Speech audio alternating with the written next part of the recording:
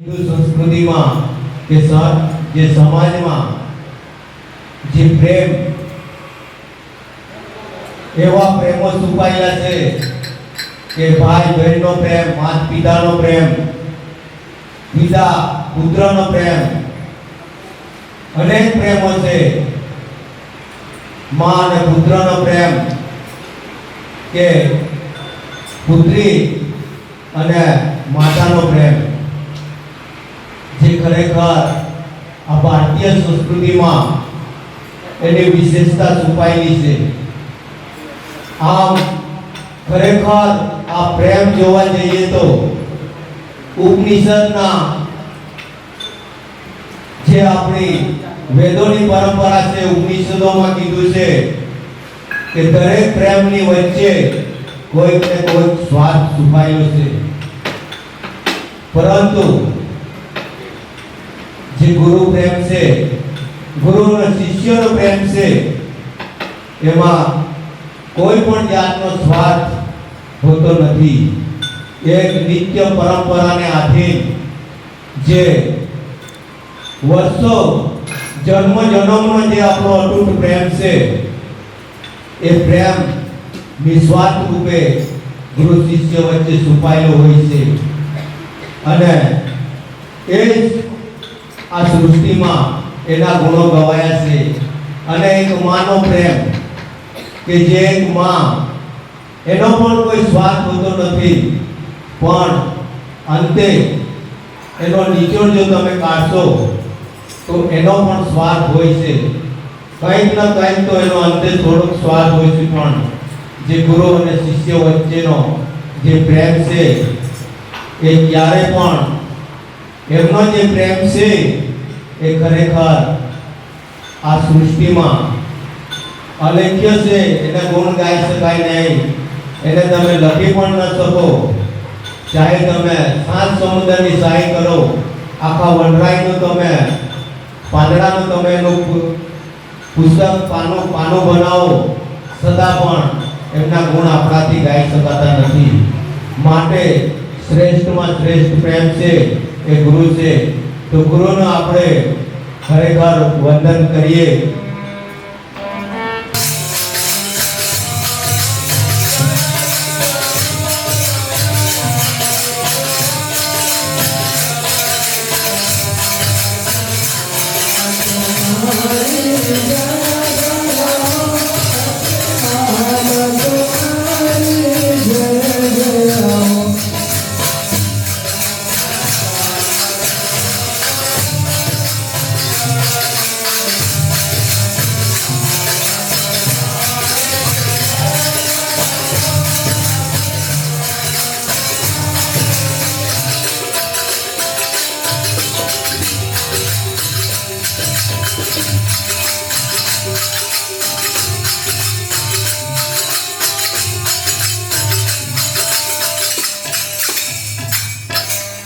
ખરેખર આ મનુષ્ય જીવનમાં આપણે તમને સતત ચેતવણી કરતા રહીએ છીએ કે આ મનુષ્યને જે બનાવ્યો છે એમણે એટલી સરસ એમાં એવી સદબુદ્ધિ મૂકી છે કે એના પોતાના મનના વિચારોને આધીન એ પોતાનું કાર્ય કરી શકે છે. બીજી યોનિઓમાં તમે જોઈએ, કદાચ પશુનો અવતાર હોય, તે પોતાની સ્વેચ્છાએ એની ઈચ્છા અનુસાર કોઈ પણ કાર્ય કરી શકતું નથી. એણે પાણી પીવું હશે તો એણે બીજા પર આધાર રાખવો પડે છે. એણે ચારો ચરવો હશે તો પણ બીજા માણસો આપણા પર ડિપેન્ડ કરે છે. કહેવાનું તાત્પર્ય એ છે કે કોઈ પણ યોનિમાં જે 84 લાખ યોની છે એમાં આપણે મનુષ્ય સિવાય, મનુષ્ય એક એવો અવતાર છે કે એમાં આપણે પોતાની ઈચ્છા અનુસાર જે કંઈક ભોગવો છે એ ભોગવી શકીએ છીએ. પણ એ ત્યારે એને ઉત્તમમાં ઉત્તમ કહેવામાં આવે છે કે જ્યારે એ પોતે ક્યાંથી આવ્યો છે અને ક્યાં જવાનું છે એનો જો ખોલ પકડે અને કોઈ સાચા સદગુરુને ચરણોમાં જાય, એમના સાનિધ્યમાં રહી પોતે ક્યાંથી આવ્યો છે અને ક્યાં જવાનું છે એનો જો જે રહસ્ય છે એ જાણી લે તો એને મનુષ્ય અવતારને ઉત્તમમાં ઉત્તમ કીધું છે. આ એક આપણને ક્ષણ પ્રાપ્ત થઈ છે, આપણને સમય મળ્યો છે. તે સમયમાં આ એક આપણા મોગા આપણને એક મનુષ્ય અવતાર મળ્યો છે. એમાં સંતોએ કીધું છે કે સમય આપણને વારંવાર નથી મળતો અને મનુષ્ય અવતાર પણ એ વારંવાર નથી મળતો. કંઈક આપણા પૂર્વજન્મના આપણે એવા કર્મ કર્યા હશે, એવા સત્કાર્યો કર્યા હશે, એવું પ્રભુનું સ્મરણ કર્યું હશે અને પ્રભુનું ભજન કર્યું હશે, માટે કરીને આપણને જે એક સુંદર મજાનો મનુષ્ય દેહ મળ્યો છે. તો આપણે એ સમયનો સદુપયોગ કરીને આપણે સદગુરુના ચરણોમાં જઈ માન મોહ ત્યાગ જે સળરીપું છે ત્યાગી આપણે સદગુરુનું સાચું શરણ પ્રાપ્ત કરી આ મનુષ્ય દેહનું જે કંઈક રહસ્ય છે, જે અવતાર ધારણ કરવાનું જે વ્યૂ છે એને આપણે સોલ્વ કરવો રહ્યો. ખરેખર આપણને મારવા નથી મળતો આ મનુષ્ય દેહ, માટે આપણે આ મનુષ્યને આપણું શરીર છે એનો આપણે ઉપયોગ કરી આપણે મેઇન દેહમાં આપણે જે જ્યાંથી આવ્યા છે ત્યાં પહોંચવાની જરૂર છે. એ ખરેખર રહસ્ય એક સંતોએ ગુપ્ત રાખ્યું છે. એ ગુરુના ચરણો સિવાય ક્યાંય પ્રાપ્ત થતું નથી. માટે કરીને જે આપણને આ દેહ મળ્યો છે એને જો તમે ઉત્તમમાં ઉત્તમ અને એને જો તમે મળ્યો છે એનું મહત્વ સમજતા હો તો ખરેખર બ્રહ્મલીન સદગુરુઓના ચરણોમાં જાય જે બ્રહ્મ સત્ય છે, શું સત્ય છે એ જાણવા માટે તમારે સદગુરુના ચરણોમાં જવું પડશે. ત્યારે આ મનુષ્ય દેહને ઉત્તમમાં ઉત્તમ કહેવામાં આવશે. તો આપણે આગળ ભજન આવો મન ભમાણે લો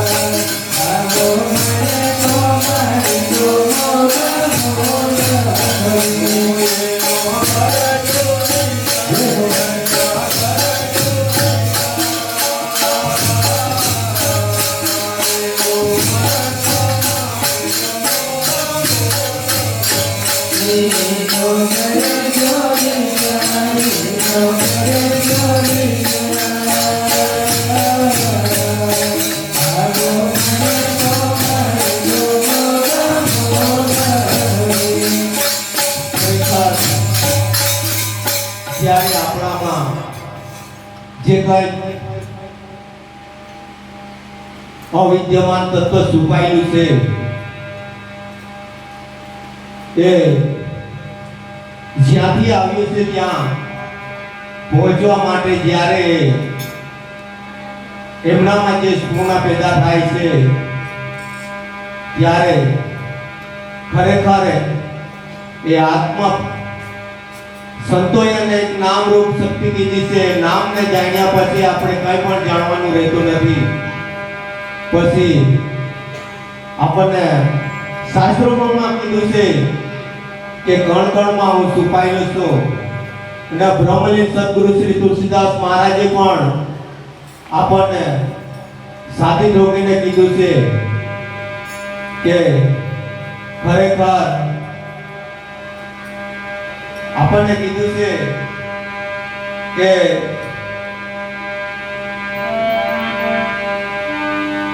બાપુએ આપણને ખરેખર કીધું છે કે જ્યાં દીકોગા વાવ મેં ही हूँ।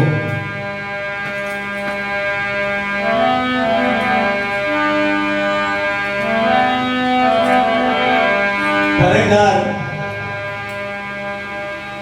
સંતોએ કીધું છે કણ કણમાં ભગવાન છુપાયેલું છે।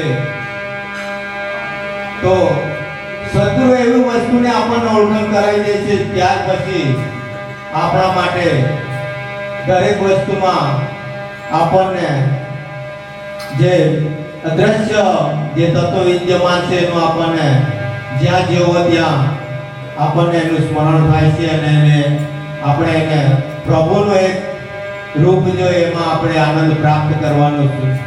પણ ખરેખર એ જે તત્વ છુપાયેલું છે જ્યાં સુધી તમે ગુરુના ચરણમાં જઈ પોતાનું માન જે અહમ એ છોડશો નહીં ત્યાં સુધી ગુરુ ક્યારેય પણ તમને બતાવશે નહીં।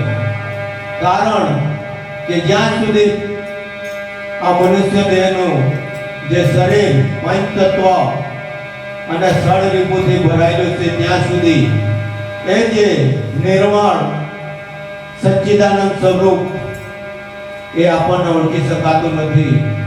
ગુરુ એવી રીતે એ વસ્તુને તમે ઓળખાણ કરાવે છે કે પછી શિષ્યને કંઈ પણ જોવાનું રહેતું નથી।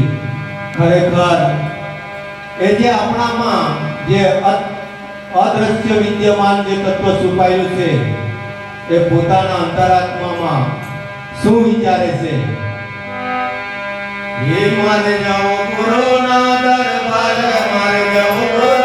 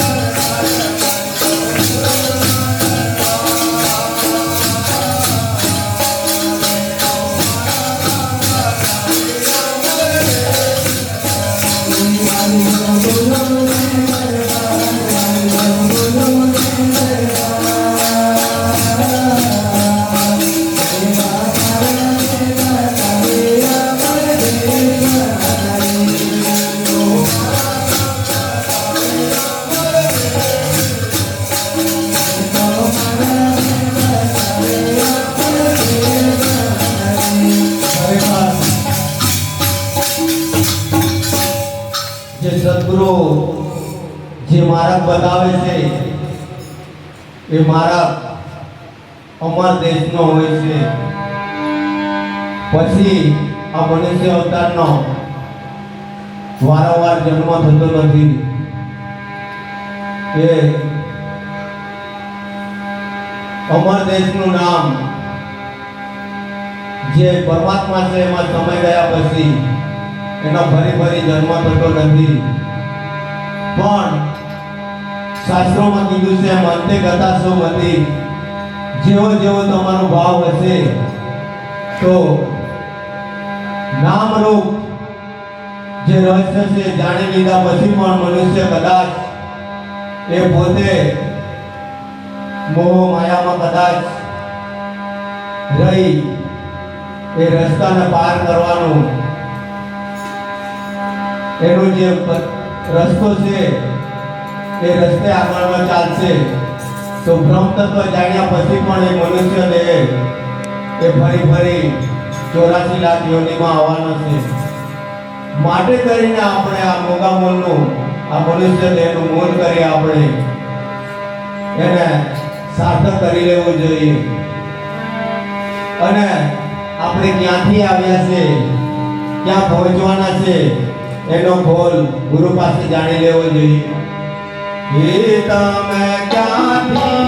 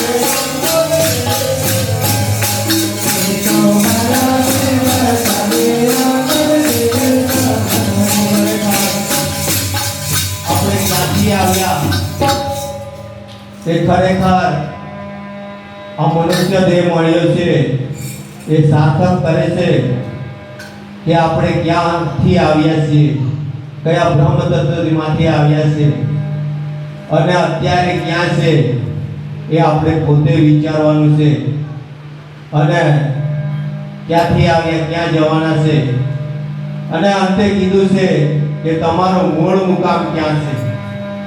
તો આ મૂળ મુકામનું તમે કદાચ આ મનમાં ટેન્શન લેશો તો અવશ્ય તમે આ મૂળ મુકામનું જે સ્થાન છે એને તમે પ્રાપ્ત કરી શકશો.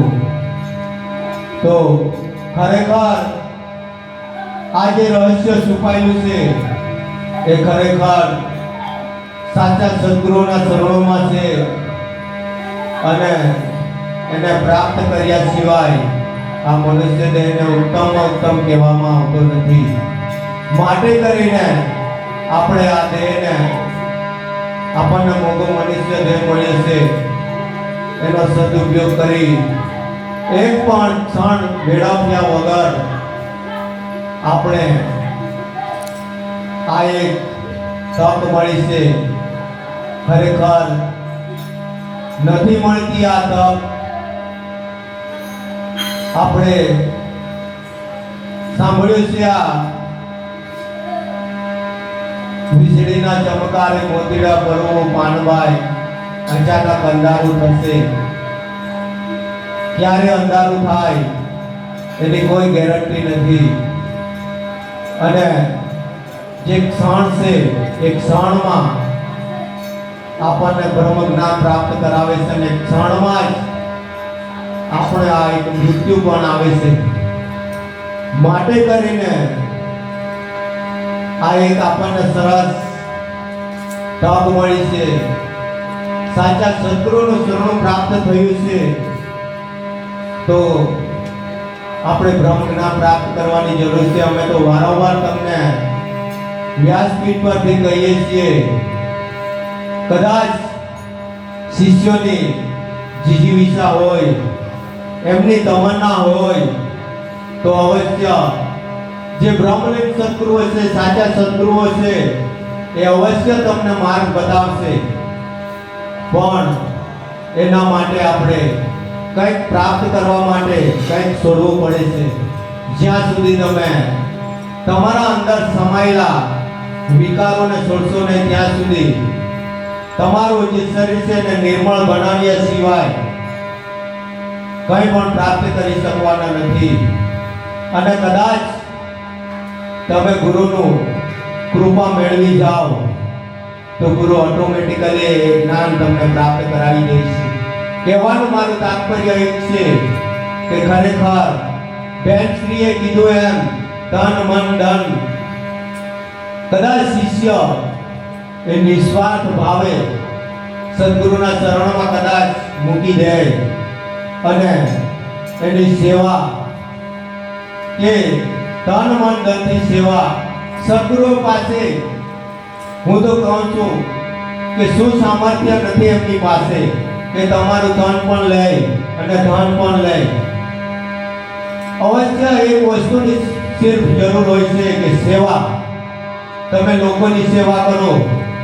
જ્યાં સુધી ગુરુનું શરીર ચાલશે ત્યાં સુધી કોઈ ગુરુ સેવા લેતા નથી, કારણ કે એમણે પણ અવશ્ય કંઈક કર્મના બંધન એમને પણ લાગે છે. માટે કર્મના બંધનમાં સમાતું નથી અને બને ત્યાં સુધી જે શરીર કે જે તન મન અને ધન તમે અર્પણ કરશો એ ગુરુ તમને ફરી પાછું રિટર્ન કરી દેશે. અને એક સારા સત્કાર્યોમાં કે સારો પ્રોગ્રામો થતા હોય, સારા ભંડારો થતા હોય, ત્યાં તમે તમારું એ તન મન અને ધન અવશ્ય વાપરી શકો છો. કહેવાનું તાત્પર્ય એ છે કે આ એક મનુષ્ય દેહ આપણને સુંદર પ્રાપ્ત થયું છે, એમાં જો આપણે આ ક્ષણને આપણે સમજીશું નહીં તો અવશ્ય ફરી આ મનુષ્ય દેહમાં પ્રાપ્ત કરવાનું છે. કારણ કે આ એક મનુષ્ય દેહ છે કે એને ક્યારે ખંજવાળ પેદા થાય એની કોઈ ગેરંટી નથી. સંતોએ એક એક્ઝામ્પલમાં કીધું છે કે એક અંધ માણસ એક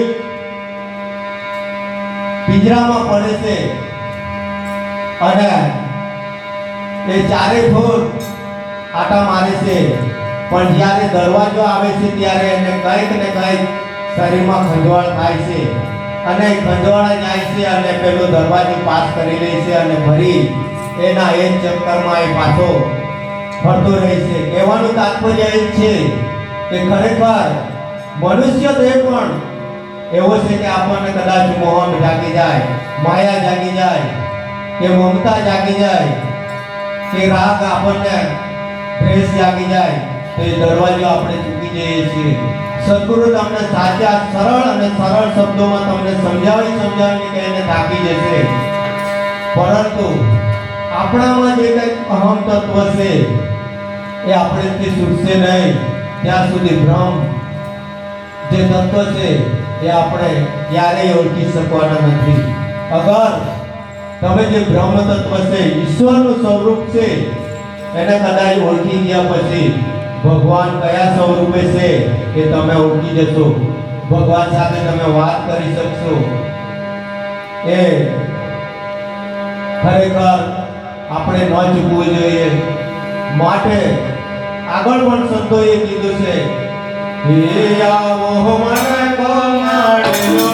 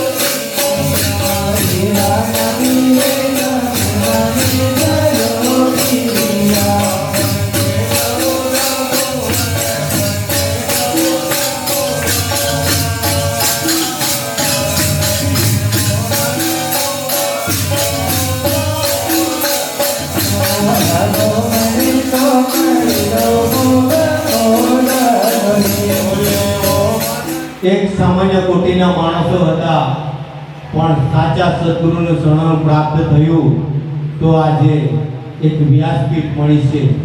ત્યારે આપણને કે ગુરુ આપણા જીવન માટે કેટલો અમૂલ્ય તત્વ છે એનું મૂલ્ય આપણે આપી શકતા નથી. ક્યાં હતા અને ક્યાં પહોંચાડી દે એનું નામ ગુરુ. ગુરુ સામાન્ય કક્ષાથી માંડીને મનુષ્યને એક ઉચ્ચ સ્થાન પર પહોંચાડી દે છે. ખરેખર એ માટે કીધું છે કે સાત સમુદ્ર સાઈ કરો, પૂરી વનરાઈ પુસ્તક કરો, फिर भी न लिखा जाए गुरु का गुण. નેથી નેથી કીધું છે કે સંતોએ કે ગુરુના ગુણ ગાઈ શકાતા નથી. માટે કીધું છે ધન ગુરુ દેવા મારા, સદગુરુ દાતા સદનામ શબ્દ સુણાયું. ઓ કેટલીય તમે ગમે એટલું તમે તો પોતાનું માથું પણ કાપીને કદાચ ગુરુના ચરણમાં અર્પી દો, છતાં પણ ગુરુનું મૂલ્ય તમે ચૂકી શકવાના નથી. માટે સદગુરુ ખરેખર જે તુલસીદાસજી મહારાજ બ્રહ્મલીન સદગુરુ આપણા જે હતા, એમના સાનિધ્યમાં રહીને આપણે જે કંઈ પ્રાપ્ત કર્યું છે, અને એમણે જે શરીર, જે સૂક્ષ્મ શરીર, આપણે જે સ્થૂળ દેહ હતો એ સ્થૂળ દેહ છોડીને જે સૂક્ષ્મ શરીર આપણી વચ્ચે રમતું કર્યું છે, એ ખરેખર સદેહ નથી, પણ એમના જે વિચારો છે, એમણે જે કર્તવ્ય કર્યા છે, એમણે જે આપણને સત્સંગ આપ્યો છે શબ્દ સ્વરૂપે, એ ખરેખર આપણા જીવનમાં જો ઉતારીએ તો ક્યારેય આપણે એવું વિચારતા નથી કે અત્યારે એ લોકો હાજરા હાજર નથી. એમના જે મૂલ્યો છે, એમના જે નીતિ છે, એમના જે કર્તવ્યો હતા, એ જો આપણે જીવનમાં ઉતારીશું તો સદાય આપણી સાથે સદગુરુ સ્વયં હાજરા હાજર છે. હું ક્યારેય પણ માનતો નથી કે આપણા સદગુરુદેવ અહીં નથી, એ તો સૂક્ષ્મ સ્વરૂપે હાજરા હાજર છે. અને આપણને સતત ડગલે ને પગલે આપણે કદાચ ખોટું કરતા હોય, છતાં પણ ત્યારે પણ એ આપણને ચેતવે છે. પણ આ એક લોભી જીવ ખરેખર એ એવા રાગોમાં ફસાયેલો હોય છે કે એને એનું ભાન રહેતું નથી. પણ એવા બ્રહ્મલીન તત્વ અનેક આપણા ભક્તોને પણ એમને અનુભવો કરાવ્યા છે. અને જે શક્તિ પ્રાપ્ત કરી એ પોતાના માટે એક તલીબાર પણ કામની નથી, પણ એક શિષ્ય ને માટે કરીને ગુરુ એ પોતે જે કંઈક શક્તિ પ્રાપ્ત કરે છે એ જીવનમાં એમને આપી ધન્ય અને ધન્ય બનાવે છે. આપણે અહીં કેટલાય એક્ઝામ્પલ છે કે જેમને પાસે કશું ન હતું, પણ એ વર્ષમાં ગુરુ પૂર્ણિમા નિમિત્તે ગુરુ પ્રત્યે આપણને જે કંઈક પ્રાપ્ત થયું છે એ જે કૃતજ્ઞતા આપણે વ્યક્ત કરવા માટે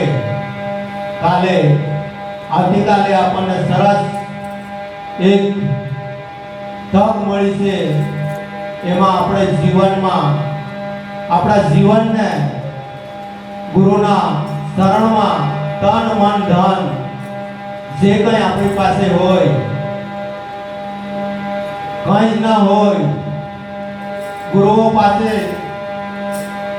સર્વશક્તિમાન હોય છે, પણ શિષ્ય પોતાનો ભાવ પ્રગટ કરવા માટે, પોતાનું જે કંઈક કૃત નિશ્ચયી બનવા માટે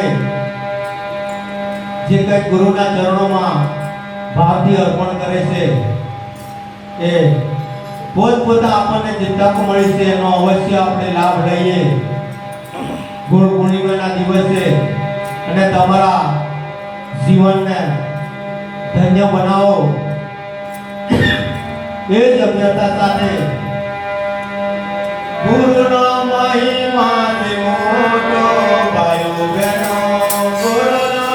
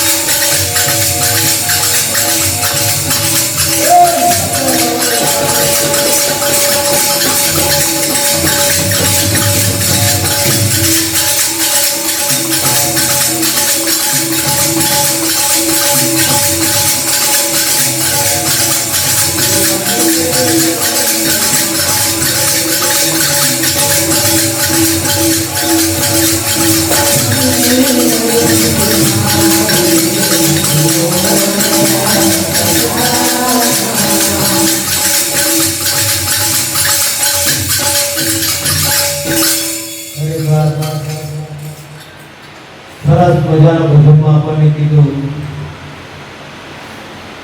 કે મને કે તરંગ બહાર લે બસ હો ગયા ભજન. આ મનને માગ્યા સિવાય કંઈ પણ શક્ય નથી. જો કદાચ તમે તમારા મનને મારી નાખો તો ભજન થઈ જાય છે. કંઈ જ ના થાય તો કંઈ નહીં. આપણે બધાની સાથે નેકી સભી કે સાથ में बन जाए तो કરો. કદાચ આપણે દુશ્મનાવાળ છોડીને બધાની સાથે ઇન્સાનિયતની લીધે રહીશું તો પણ એક ભજન જ છે. આપણે કંઈક મોટા છીએ એ મત સિરબંધી કા ભાર લો બસ હો ગયા ભજન. આપણે પોતાના અંદરથી હવામ તત્વ છુપાયું છે એને છોડીને એક આત્મતત્વમાં લીન થઈશું અવશ્ય આપણે પાર થઈ જઈશું. કહેવાનું સંતોનું એ તાત્પર્ય છે કે ખરેખર કોઈ સંતો કે ગુરુનો સ્વાર્થ નથી. બસ એક અમારો આત્મા જે છૂટો પડ્યો છે એ ફરી પાછો અમારા પરમ તત્વમાં વિલીન થઈ આ એક મનુષ્ય દેહને ઉત્તમમાં ઉત્તમ કીધું છે. એનું મૂલ્ય સમજી કે પરમ તત્વને જાણી પોતે જ્યાંથી આવ્યું છે એ બિંદુમાં સમાય એ જ અમારું સ્વાર્થ છે. એ જ અભ્યર્થના સાથે આરતીને આપણે આગળ વધારીશું. Oh